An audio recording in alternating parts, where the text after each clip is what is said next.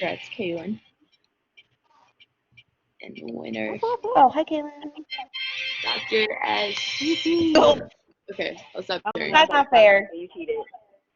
Okay, so thanks so much for listening to that. I hope you learned a I'm little on bit mute, more. Dar. That's not fair.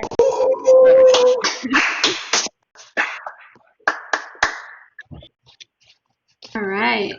Thank Yay. you, Kaylin. That was a nice recap of chapter 10. Good reminder for us of what we were talking about before spring break and before all this craziness happened. So guys, I forgot to start this at the beginning of this session, but I am recording this. So you should be able, if you get kicked out or if you know classmates who are having trouble connecting, they should be able to log on later and at least watch the video of what we talked about today. So unfortunately, we're going to miss the beginning part of Kayla's presentation because I just forgot, but it's recording now, so we'll have it for posterity. So before I start, I didn't want to do a Kahoot because I feel like since this is a chapter on communication, I feel like we should talk to each other, you know? This is what I believe. So, if anybody could tap in for a second and let me know if they've ever experienced poor communication or really, really good communication at any workplace they have been at. And I can't see y'all, so y'all got to say your name before y'all, like, say anything. I definitely have. This is Tori. Okay. This is Jay. I definitely got cussed out by one of my bosses. Love it. Cussed out as in a real bad word? Oh. Cussed out as in cussed out. Like they told me they did the works. Like I was my first day and they cussed me completely out. Okay. Is that it? Just those? Tori and Jay? Anybody else want to tap in before I This continue? is Kaylin. I asked for my W-2 from my boss, and she blocked my number. So there's that. Wow. Yeah, prime communication. Okay. So that goes into my next point. So my first point of the presentation is emotional intelligence. So emotional intelligence isn't like an IQ level or testing how well you can comprehend a certain material. It's like how well can you handle your own emotions, basically. And that kind of goes into how, like how bosses tend to cuss people out or block. They can't properly handle their emotions, which is bad because you're management. You're supposed to be able to handle and assess certain situations professionally and adequately. But by any means, cussing out and blocking numbers is not the way to go. And that shows that they don't have appropriate emotional intelligence. If you have good EI, then you have good communication. And if you know how to properly handle your emotions, you can properly communicate with somebody. You won't let how you feel or let how they feel affect how you guys speak to each other. That goes for nonverbal and verbal communication. There's 5 parts of emotional intelligence. First is knowing your emotions. That means like knowing if you're happy, you're sad, you're mad, you just feel nothing. Just knowing how you feel. Then you have like managing your emotions. So it's like you came to work sad, but you have to tighten up. When you're in front of like your staff or in front of your manager, you have to keep your composure. Because life goes on, of course. Motivate yourself. So motivate yourself sometimes can like that's kind of like a gray area part, but it's basically saying like you came to work feeling a certain way, but you have to remember like you have to push through, and you can't push through under like poor or bad emotions. So that motivates you to know like, okay, so if I get through today, I'll be fine. Like it's constantly reminding yourself that you'll be fine. It's okay. It's only for X amount of hours. Next is recognizing and understanding other people's emotions. So, even though you may be in a good mood or a bad mood, your energy or how you feel can also be projected onto someone else by the way you communicate with them, and that all roots from how you feeling or how they're feeling. So that's why you must read not only your own body language but theirs as well, because that'll tell you how they're feeling or how they are, and that'll determine like how you should communicate with them to get what you need to get done. And then managing relationships. So this is also a great area one to me. But after reading the book, I think your relationships are like first impressions of your relationship start off with how you feel about that person or how you feel about the company, and just how you feel about the certain someone, and that reflects your relationship. with either a coworker or a manager or like a shift leader, anything of those natures. So that's emotional intelligence. Oh, all right. So communication direction. So I see this as like a communication kind of like roadmap. Okay, so there's 4 different directions, but I only pointed out the main 2 that seem most essential, being that we're like in the intro of HR. So it's upward and downward communication. So upward communication is like when the lower levels of the organizations, like employees, communicate with upper levels of organizations like CEOs, managers, people like that. This is how employees are able to interact with management.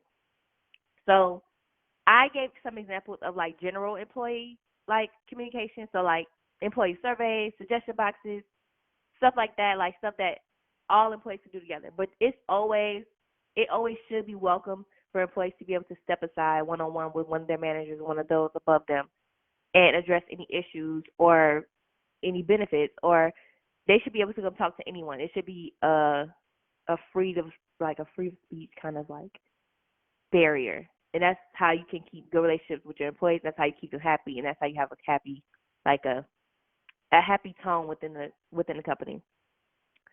Okay, so downward communication is like obviously the opposite of upward communication, and it's when upper levels communicate with lower levels. So it's like training and basically management tells somebody how to do something. It's basically like the hands-on kind of version of like how management speaks to or communicates with employees. And this sometimes can be downplayed into an email sometime, or sometimes things are misconstrued because of how someone else heard it. So it's good to make sure downward communication is very clear and concise, because sometimes when someone over you is speaking to someone below them, it can be some kind of misconstruction between communication. So that's also very important. But one can't exist without the other. So I said that both directions must coexist and correspond in harmony in order to have a successful company. And that involves fair communication between all levels. That means fair and respect between everyone. So like whoever, a CEO can't belittle an employee, because the employees also help the company go around. So everybody must be treated fairly and with respect, regardless of the job position. So there are 2 more. I'm going to just briefly talk about them. There's interdiagonal. So that's like one person from another department telling somebody else how to do something or what to do, like kind of like a transferable skill kind of thing. And there's horizontal. So like a coworker teaching a coworker. So I don't know if anybody, I know I've definitely like helped train somebody on like how to, when I worked in fast food, I definitely had to help and train a newcomer. So that definitely goes hand in hand with newcomers. But yeah, those are those 2. But I just focus on upward and downward communication because a good understanding, because it's diagonal and horizontal kind of, roots from those 2. Okay, so these are type of communicators.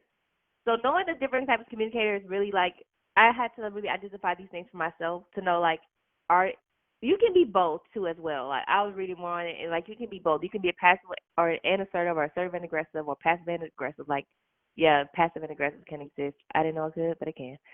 So basically, passive communicators are those who put the rights of others before their own. They're unapologetic people, and they refrain from speaking out against wrongdoings. They rather deal with it instead. Passive communicators are okay in a certain sense, but you should always speak out when there's something wrong being done. Like letting it brush past will only make you unhappy, and then that'll affect your productivity, and then like it'll just end up wrong in the end. Like if everybody just keeps quiet and just lets bad things happen, that's how companies can get corrupt, and it'll just be bad. It'll just be bad. So certain communicators are kind of the communicators that employers or like management hopes for and hopes to hire, because they're not direct. They are direct, but they're not super aggressive or obnoxious or insulting. They're aware of their own rights, just as they are aware of the rights of their surrounding peers. So it's like everybody's respectful, but they also are very aware of like what's right and what's wrong. And I think those people are very important. So I think that's the best way to be because it's a mixture of both passive and aggressive. Now, aggressive communicators, yes, they understand what they standing for, like standing for their own rights, but they also violate the rights of others in the process, and they don't consider the feelings of those around them. And I've been in situations where a lot of management is aggressive communicators because they let their authority dictate a lot of their actions, and they must remember like they have to like calm down. So they may like say like I'm able to do this, so you need to do this, but everybody should be respected. But sometimes aggressive communicators are not always respectful, and they tend to overstep their boundaries, and that's where retaliation from employees happen or triggers or things like that. And then now an employee's losing their job or something because they were treated wrong from a manager. Like it's just a bunch of just don't be aggressive in your workplace, please, because it's just gonna be bad. Not good at all.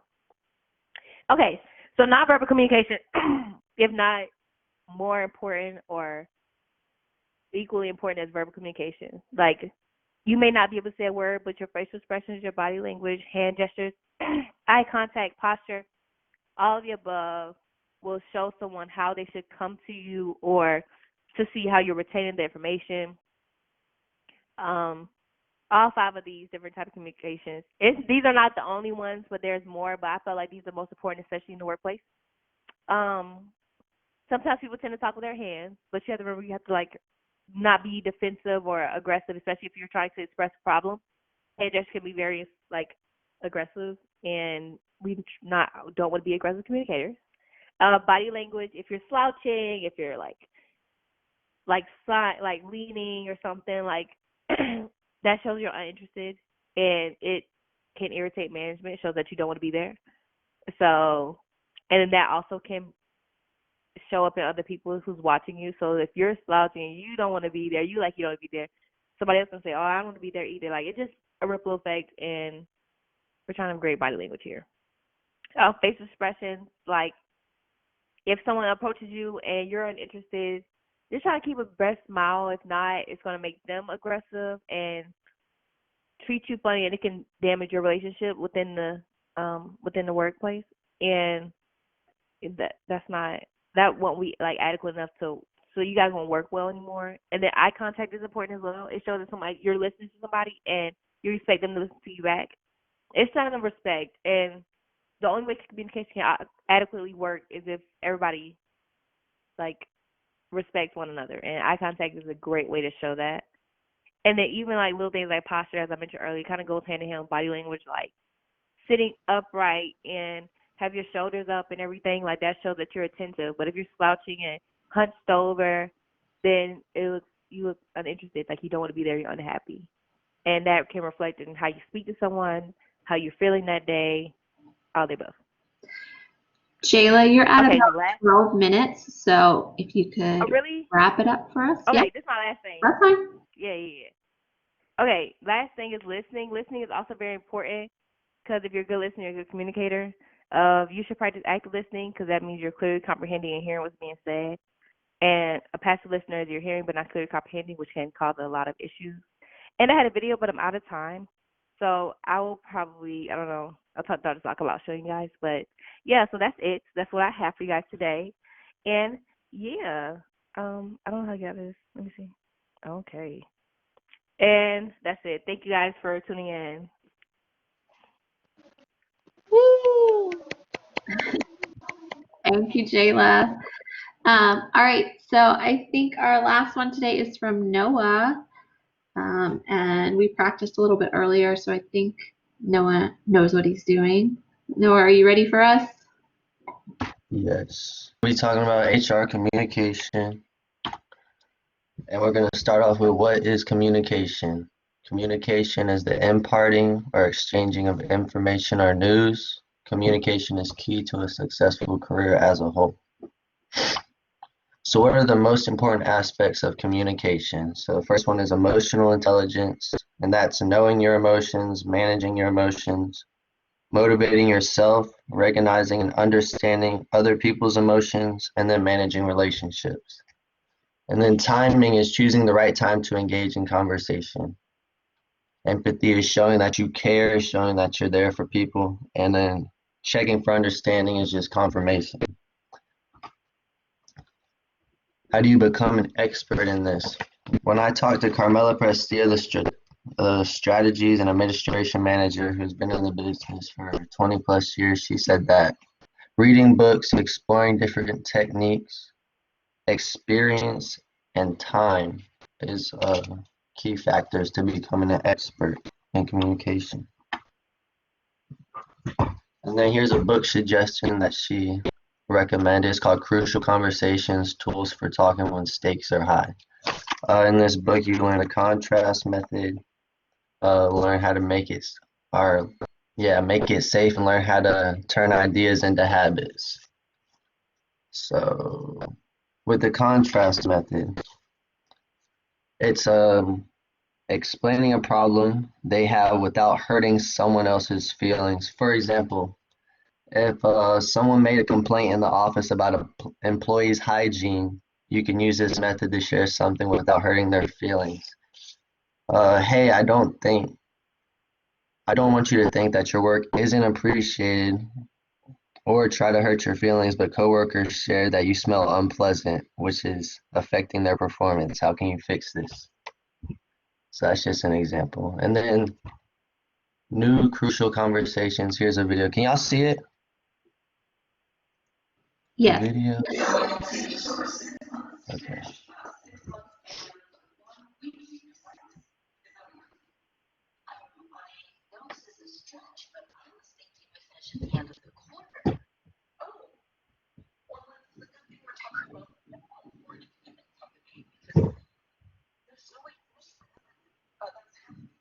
Noah, can you turn up the volume at all? It's a little hard to hear.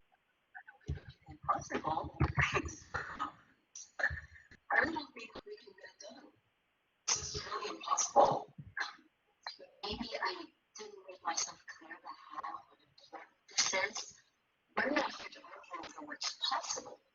Your job is to figure it out and get it done at the end of the quarter. Lunch dates are at stake here. Besides, I've already agreed to the date. The accelerated schedule is already in a master plan. You've already made a commitment. So our work requires that you need to help me in order to get it done. And the last few times I've come here, it seems like you're working on things that aren't your job. It was a personal phone call until you're playing a game. And over the past few months, it's been such you committed to get files to me. I still have to follow up with you multiple times to actually get them. So what are you saying? I don't work. I don't know. I just, when I see things like this, it makes me wonder if I don't see the attention it deserves. What's that? Looks like you assigned it to Tim. You really need it to be Rolf. Well, Tim is every bit as good as Rolf. Okay. Is there anything else we can do to make sure that Rolf is working on this? You know, maybe there is a way we can work this out. Let's take some time to figure it out. Would that be okay? I already know what I need. Rolf. Yeah, but why Rolf and not someone else? What's going on that makes you need Rolf so badly? All right. So in the video, they showed 3 examples of communication. The first one was when the conversation is crucial. This shows how to communicate with someone when stakes are high. The second conversation they had was holding a peer accountable. So if someone's slacking in the office, explain how they can do better. And then the third one was find a mutual purpose, when you are both having a common goal and agreeing on that common goal. And that's my PowerPoint presentation.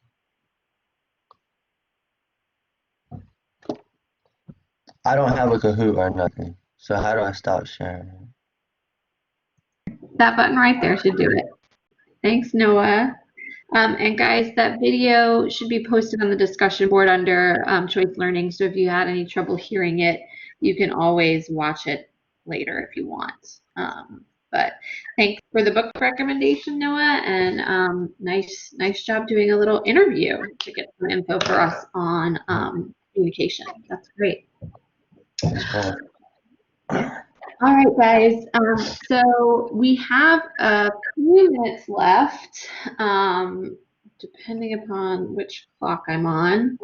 One of my clocks says 10:43, one says 10:41, one says 10:46. So not a lot of time left for today. So thank you all for bearing with us. I know it was a little challenging today trying to figure out exactly how to do this, how to get everybody to hear what was going on, and all of that good stuff. So the only thing that I wanted to talk about from chapter 10, going back a little bit, and Kaylin gave us a really nice kind of rundown on that chapter to kind of remind us what we were talking about as far as retention and turnover. The only thing that I still wanted to go over a little bit was that chapter talks about job withdrawal. What would make you kind of stay and leave in an organization and that sort of thing. Does anybody remember what job withdrawal is? There's a few different types that the chapter talks about. Sorry, I raised her hand.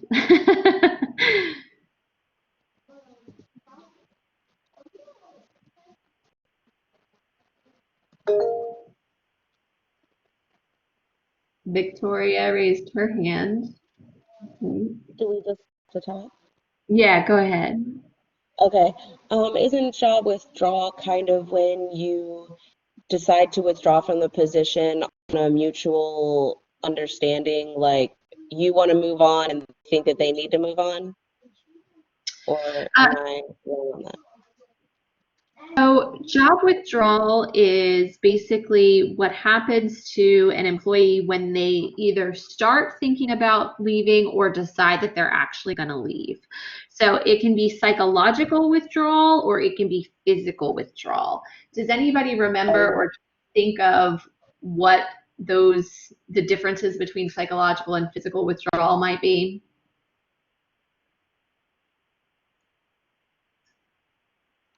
I think what separates them is the what was I going to say? Physical withdrawal is pretty much where like you don't perform at your best and you're actually kind of neglecting the company, whereas what is it? Mental withdrawal or psychological? Physical withdrawal and oh my gosh, guys. All right, there we go. Physical withdrawal and psychological withdrawal. Okay, and psychological. I feel like psychological withdrawal is things such as daydreaming or what is the other one? Loafing, social loafing, I believe it was one. Mm-hmm. Just things like that, things that actually hinder your performance with the company, whereas you're doing the opposite of progressive. Yeah, Gar, I see you there with daydreaming. Yeah, so physical withdrawal is when you're actually leaving the company. So you decide to quit, you decide to find another job, or you call in sick and start having a lot of absenteeism. Psychological withdrawal could be daydreaming, doing social media stuff or other things instead of actually working, slowing down at work, anything, yeah. To work tardy, that's an example of physical withdrawal. So your book puts it as, they talk about psychological after physical for some reason, but those two are not necessarily in one order or another. We can have psychological withdrawal before we have physical withdrawal, or we can have them kind of occurring at the same time. You start calling in sick more often, and when you do go into work, you're not really focused on what you're doing. You're not focused on your actual work as much as daydreaming or doing whatever else is happening. So that is also important to consider, not just turnover, because if people are psychologically withdrawing from the workplace, number one, they're more likely to end up quitting, and number two, they're not doing good work that they could be doing. They're focused on other things. So a lot of the same things that would cause someone to quit might also cause them to be dissatisfied, unmotivated, and start psychologically withdrawing from work. So I just wanted to talk a little bit about that before we kind of move on from chapter 10 to communication. So Jayla, I see a hand up. Didn't know if you wanted to say something or not. I don't know if I'm tripping, but I can't hear you. Touched on all the points. So they kind of stole my answer. So that's why I remain quiet. Do you hear me? Yes, I can hear you. Oh, I was going to say something, but listening to everybody else, they kind of stole my answer. Okay. So I don't really be repetitive. So I agree with everybody. Good job, guys. Okay. All right, guys. So that's going to be about it for today. So we're going to try to meet again on Wednesday, like we normally would for class, and we're gonna talk a little bit about communication, and then start diving into labor unions, which is chapter 12. So the communication chapter is not real thick. There's not a ton of content in it, but I do want to try to do an activity at the beginning of class where we get a little practice trying to do some of those difficult conversations, like the example Noah showed us today. So we'll try to do a little practice of having some of those combos. Might work, might not. And then we'll start talking about labor unions. I think we do have some choice learning projects on Wednesday as well. So if you guys who are supposed to be presenting have any concerns about that stuff, please let me know, or if you want to hop into a room and practice. And Jay, I'll send you an email and see what we can figure out about yours. I will be recording these sessions every time, so if your tech isn't working so well and you keep getting kicked out or you can't hear, hopefully you can go back and listen later if necessary. And thanks you guys for being willing to experiment a little bit, and we'll see each other again on Wednesday, hopefully. See you Wednesday. Appreciate the See you communication. Wednesday. Bye. Bye.